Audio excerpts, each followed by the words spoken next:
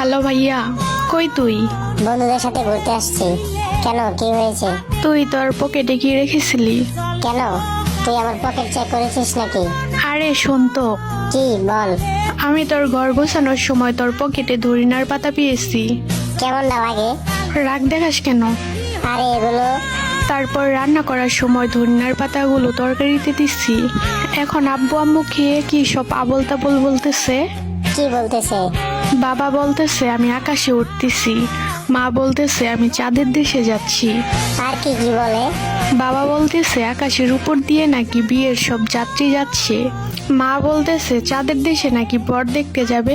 আর কিছু বলে নাই? বলতেছে তো অনেক কিছু। আচ্ছা, বাসায় কি তেঁতুল বা লেবু আছে? ফ্রিজে লেবু আছে। কেন, লেবু দিয়ে কি হবো? তুই দুইজনকে লেবু খাওয়া। কিন্তু কেন? বেশি কথা বলিস না, যা বলতেছি তাই কর। আমি বাসায় আসতেছি।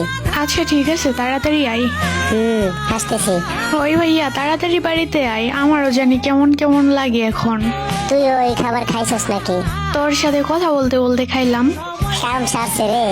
আচ্ছা তুই লেবু খা, আমি আসতেছি।